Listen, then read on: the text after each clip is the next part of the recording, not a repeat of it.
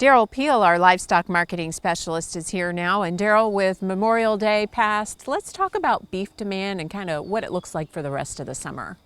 Well, we've come into Memorial Day with very strong apparent beef demand. It's supported markets well through, through the first quarter and so far in the second quarter of the year. We still have a lot of summer demand ahead of us. Father's Day is coming up, followed quickly with 4th of July. So at this point, we anticipate good demand. We're still kind of waiting for the final assessment on Memorial Day, but in general, it looks like we're in very good shape right now. Let's talk about the latest cattle on feed report and the large placements for April and what that means moving forward. The placements in the month of April were bigger than expected, and the market reacted a little bit to that.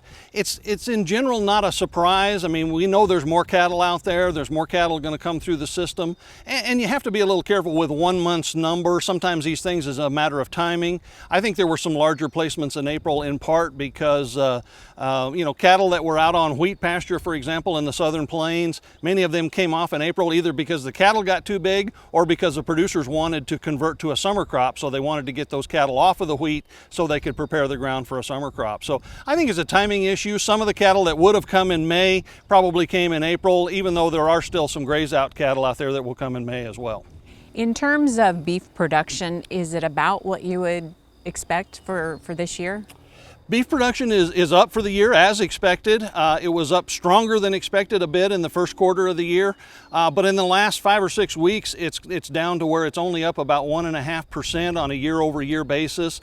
Carcass weights have been lower than expected, and that's holding the increase in beef production in check. When it's all said and done as we go through the year, I think we'll probably end up pretty close to what we expected. We're looking at a roughly 4% year-over-year increase on an annual basis in beef production this year.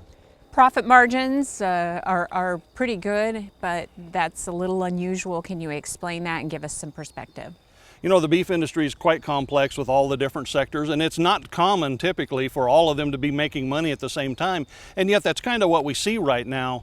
And it really goes back to that demand issue, that when demand is good, we're kind of moving up. It's easy for everybody to be sort of operating positively in that kind of an environment. So I think that's what it really speaks to. Packer margins have been pretty good, feedlot margins are good, and in general there's profitability all the way down the sector, down to the cow-calf level. So as long as this lasts and we do have bigger supplies, but as long as the demand is there, it's going to be a good time, and in general it's very favorable for the entire industry right now. And I'm sure investors are pretty happy as a result. You bet. Derrell, thanks a lot. We'll see you again soon.